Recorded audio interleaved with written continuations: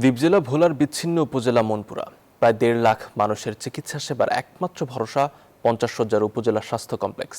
কাগজে কলমে 50 শয্যায় উন্নীত হলেও প্রয়োজনীয় জনবল, চিকিৎসক, নার্স ও আধুনিক যন্ত্রপাতির সংকটে এখনও 31 শয্যার অবকাঠামোতেই চলছে চিকিৎসা সেবা। এতে জটিল রোগের চিকিৎসার জন্য মেঘনা পাড়ি দিয়ে জেলা শহর ভোলা কিংবা বরিশাল ও ঢাকায় যেতে হচ্ছে রোগীদের। ভোলা প্রতিনিধি মঞ্জুর আলমের তথ্যচিত্রে ডেস্ক রিপোর্ট। কেউ হাসপাতালের মেঝেতে, কেউ বা বারান্দা, কেউ আবার সিঁড়ির র্যাম্পে শুয়ে আছে। প্রথম দেখাতে কোনো শরণার্থী কেন্দ্র বলে মনে হলেও এটি ভোলার মনপুরার উপজেলা স্বাস্থ্য কমপ্লেক্সের বর্তমান চিত্র। সিঁড়ির উপরে আছে কিছু নামাজ ফ্লোরে শুয়ে রয়েছে, এখানে সিট নেই, আমরা সিঁড়ির উপরে চালুই অনেক কষ্টতে আছি। থাকতে আমাদের অনেক কষ্ট হয়, এখানে বেড নাই, কিছু নাই, শুইতে পারি না, তারপরে মশারি নাই, বিছনা নাই, সবকিছু মানে অনেক কষ্ট হয় আমাদের। এমনকি সংক্রামক ব্যাধি হওয়া সত্ত্বেও হাম আক্রান্তদের জন্য নেই কোনো আলাদা ব্যবস্থা। তাই হাম সহ বিভিন্ন রোগে আক্রান্ত রোগীদের একই সাথে নিতে হচ্ছে চিকিৎসা।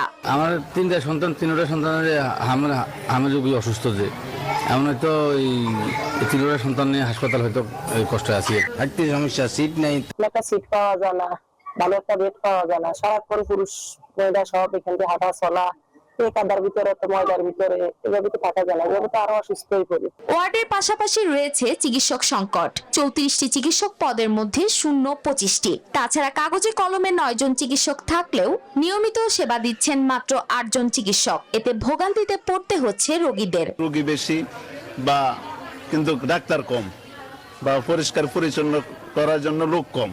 এই জায়গায় একটু খালি জায়গা পাইছে, ওই জায়গায় রোগীরা স্থান নিয়ে বসে রয়েছে। শুধু চিকিৎসক নয়, নার্স ও মিড ওয়াইফের 30টি পদের বিপরীতে কর্মরত মাত্র 18 জন। আর তৃতীয় শ্রেণীর 37টি পদের মধ্যে 25টি এবং চতুর্থ শ্রেণীর 22টির মধ্যে 14টি পদও শূন্য। 2014 সালে 50 শয্যায় উন্নীত হলেও বাস্তবে এখনো 31 শয্যার অবকাঠামোতেই চলছে চিকিৎসা সেবা। আমাদের এখানে যে সংকটগুলো আছে বা যে ফ্যাসিলিটিগুলো আছে, এগুলো আমাদের ঊর্ধ্বতন কর্তৃপক্ষ সবকিছু জানেন, তারা সবকিছু মনিটর করছেন এবং তারা চেষ্টা করছেন এই সমস্যাগুলো সলভ করার জন্য। তবে এটা তো রাতারাতি সম্ভব না, ধীরে ধীরে অনেক পরিবর্তন ইতিমধ্যে হয়েছে এবং আরো হবে ইনশাআল্লাহ। হাসপাতালটিতে আন্তঃবিভাগে প্রতিদিন গড়ে 75 জন রোগী ভর্তি থাকেন। বহির্বিভাগে চিকিৎসা নেন 3 শতাধিক মানুষ। স্থায়ী সমাধানের দাবি মনপুরাবাসীর। Desk report, news 24।